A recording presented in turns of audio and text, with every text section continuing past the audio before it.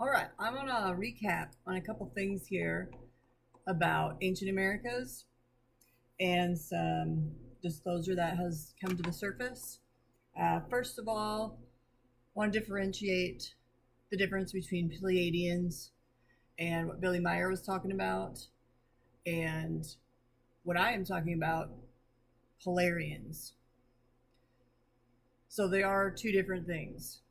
The Pleiadians, in my experience, have played a lot of mind games, and the Billy Meyer story is quite different from what I've disclosed, which is beings that were above the circle of the north.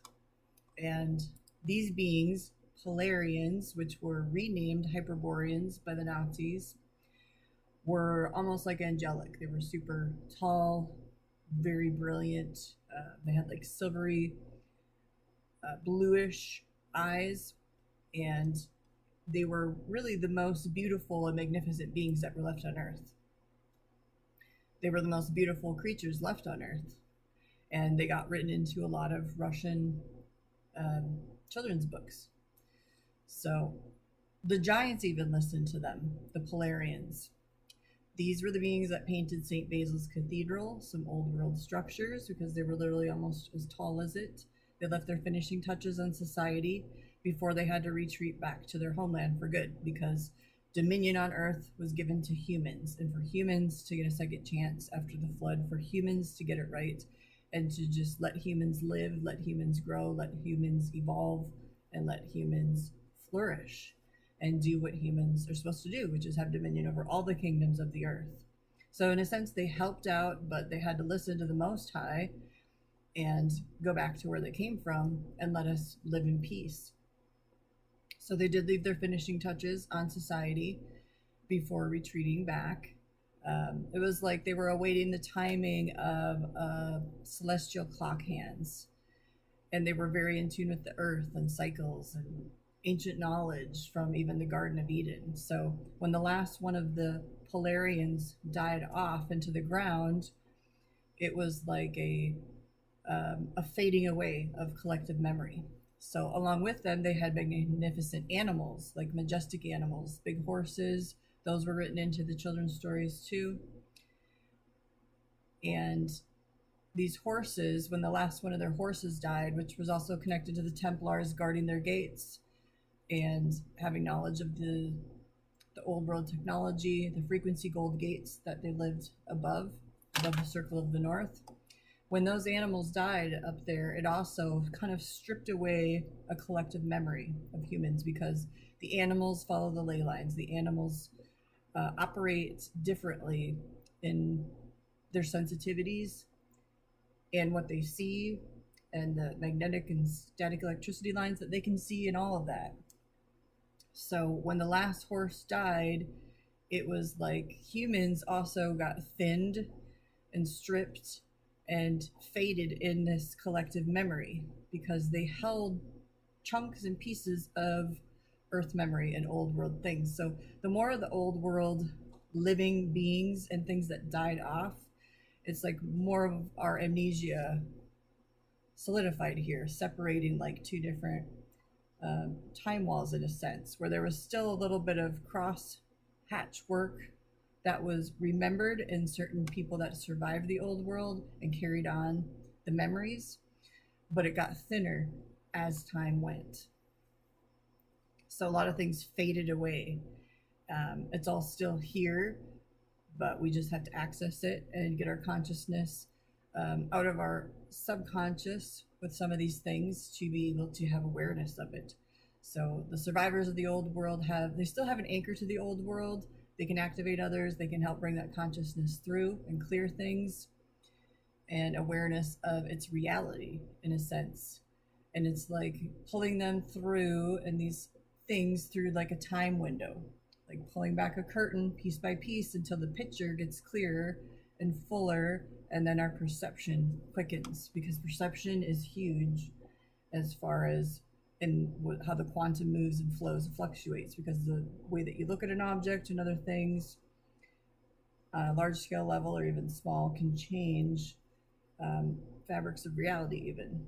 That's why you can't pinpoint God, because you can't find his throne. So with the Polarians, the Nazis tried storming the gates above the north. That's why they went straight through Russia, and they wanted all the stashes of the world's old world stuff, the technology, the gold, all of it, and to wipe that out, to blot them out, to kill them, actually, not to become like them. They wanted to kill them so that they could be the master race in their strong delusions. Everything that God did, the Nazis would try to copy to become like God. So they took symbols from India, swastika. They took anything that they took, they inverted for like an inverse pattern. And that's just what they did with everything. So they renamed the Polarians Hyperboreans and used their symbols to create like Thule, occult stuff, and other things that really didn't have anything to do with the original. And then the whole Templar story got distorted when they were originally good guardians of this old world themselves. So the NAWCWD Naval Air Warfare Center Weapons Division also patented certain characteristics of old world technology at their base in secret projects, and some of which became public. And that didn't become public until around after 1997, some of the stuff that they were working on. So then the next thing I want to touch on is the Mormons. How Mormons are such an asset. Why they're such business tycoons. Why they're spoon-fed from birth to be a mind-controlled asset. Why they're positioned in the highest military places. Countries in the world that nobody can go to. Bases. Politics. They're everywhere. The CIA did some of its most successful recruiting predominantly in Salt Lake City, Utah. So why is this? Because they can easily be brainwashed because of what they initiate themselves with, the rituals that they do. Just like Freemasonry, you get like less and less of your conscious awareness the higher you go, and then it's harder to get out. So it's the same type of stair-step process, because Mormons and Masons go hand in hand. So they bury a child from when they're young to have all these generational curses, to be buried under all of these layers and things, and to operate in a demonic system with demonic functions that they can turn on and off in a person. So it's like totem layering, same type of thing. So the quorum statement was that good can be found in many places. So of course they also encourage and welcome Freemasonry in its ranks and have incorporated it into their temple rituals. And this mirrors the Inca as well, as with all that they absorbed in the Inca trilogy in a modern form of Mayan occult practices at its base, at its foundation, at its level, because that was the records that they got from the magic rituals and the sealing of the magic seals that sealed the Book of Mormon to become doctrine and religion. So it operates like a beehive. It's basically a hybridized religion, and it became the most organized religion in the world. So why does the CIA have such a stronghold on them? There's a lot of reasons why. And a lot of it is to cover up the original American history. The founders that wanted to take Atlantis America wanted it to be an industrial leader, to have a clean slate, to have a history removed from it that would have scared people from coming, establishing societies, and being a leader, a world leader. So it couldn't be primitive. It couldn't have that look. It had to be transformed. It had to be changed into something that could be catapulted in a trajectory to be a world leader. So Mormon assassins are also real. They're just like Jesuit assassins. They take oaths. One of their original oaths was, rather than do so to tell certain secrets that you learn in the temples, I would suffer my life to be taken. And they do the same type of like drawing one's hand across the throat and other indications like your heart would be cut out. And the third one suggesting disembowelment to keep, and then they just keep modifying the temple rites and other things like decade after decade. They just keep modifying things to make it appear more modern. So the matriarchal oaths, they do the same thing with too, the patriarchal and matriarchal ones. So they also use alligator, crocodile, sobek oil in anointings, and they also incorporated Egyptian beliefs into their whole design too. So in the whole temple rites and rituals, the farther up you go, it's an interior death essence type culture. That the further into it you go, and especially when they've aligned themselves with these off-world factions, then it does become a type of death cult. You barcode yourself for off-world factions. They've got you thinking that you're gods here already. They use a false priesthood. They sell their children as slaves to be abducted, to be experimented on. And they're completely on board with transhumanism as well. So the Incan trilogy has incorporated into the Mayan trilogy, just in a very subtle and modern type of form. Because they also worship 3 planets, they can breed off of, they can marry off worlds. Another weird thing they do is the finger of scorn. And the finger of scorn has its own way of separating the faithful from those who have little or no faith. 1 Nephi 8:33. So there's all these like weird little curses and things that are in the Book of Mormon that a lot of people also overlook. And they're all based in witchcraft. So what's the Mormon blood ritual? There's a part of it that believes blood atonement's disputed doctrine that the atonement of Yahushua doesn't redeem an eternal sin. So they believe in eternal sin. The sinner has to be killed in a way that allows his blood to be shed on the ground as a sacrificial offering so he doesn't become a son of perdition. They change a lot of things to make you question salvation and the way, the truth, and the life, and the foundation of the plan of redemption and salvation itself. 2 Nephi 6:13-15 says, those who fight the covenant people will lick up the dust and be humbled. So they have made their own doctrine and covenants through a sealed witchcraft seal of their books, and anybody that goes against it, they will curse. So there's also secret combinations, even as in times of old, according to the combinations of the devil. For he is the founder of all these things, and he leadeth them by the neck with a flaxen cord, until he bindeth them with his strong cords forever. And Satan is using catchy melodies and rhythms to teach lessons of immorality, Satanism, violence, infidelity, bit by bit, line upon line, until he binds us with his strong cords. And that's right in their books. So literally they're so hoodwinked and they're so spiritually blind that they don't even realize that the doctrines that they're keeping and contracting with and assigning others to and in total agreement with are all Luciferian. And that's the top of Lucifer is their god. Then there's also the John Birch Society, which was part of the process of the Hegelian dialects of the Cold War.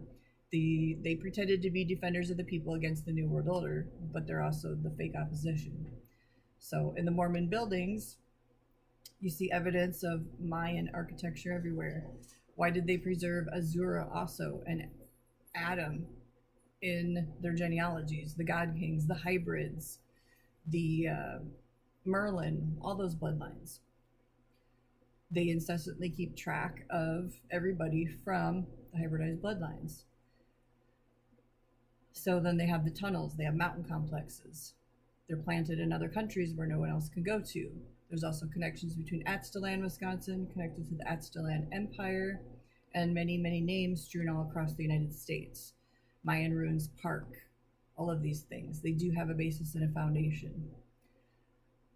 Even though history has buried all of these things, all of these wars under the waters of the Great Lakes, the war basins, under all of the man-made lakes, so many mounds and so many bones. Why couldn't you ever find the Mayans' bones? Well, because they're buried underwater. They're everywhere here. It's not just all Native American mounds, it's Nephilim mounds, it's Mayan mounds, it's giant mounds. It's a combination of a lot of things. And it's all buried history. It's like less than 300 years of sketchy, omitted history that built a new country called America. So then also in the Mormon buildings, you have a lot of death spiral staircases, a lot of pyramid type structures that looks like it's built like a pyramid with spirals going down, infinity mirrors going in different directions. These are all built in Mayan architectures. So even the Deseret News will print out something once in a while, like the Aztec Empire was in Utah, and all these things and the steps that are discovered in Utah, and things that are complete giant structures, Egyptians in the Grand Canyon, all sorts of things. But then they'll spin it off as something that can't be, that just can't be verified somehow.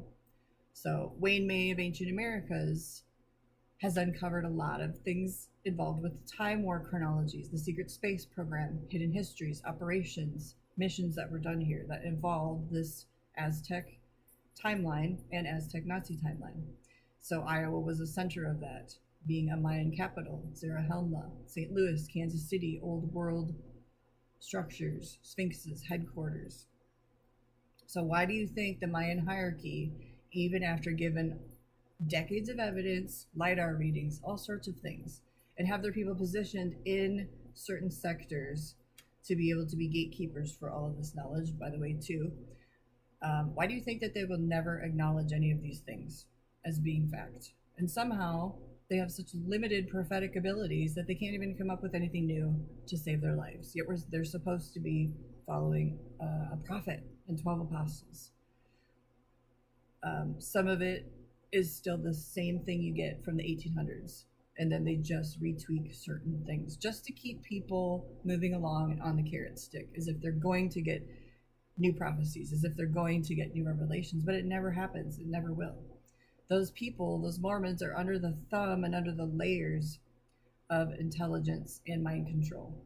They reject truth in the quorum of the 12 and the orders, and especially in the prophet's closest circles, at all costs, to keep people strung along. They don't have healings on large scale levels. That's why they don't have revivals. They don't have the right Jesus even.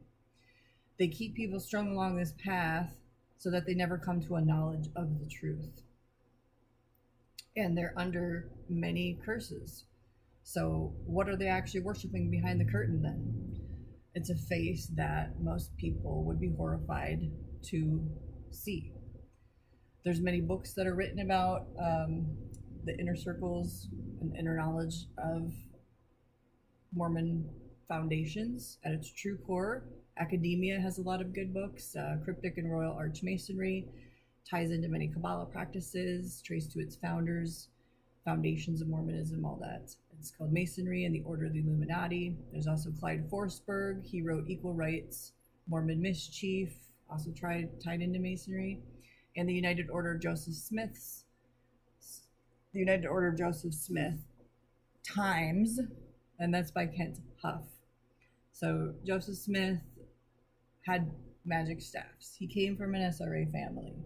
He had maps, he had records. Yes, he did get those from fallen beings. They have rituals where you can have sex with a demon or a Nephilim and go into the higher ranks. So that's why nobody could see any of these things, because they coveted them. And they took possession of buildings, old world structures that were already there, and used them for their purposes, which you see today. And the fruit of it is not good still.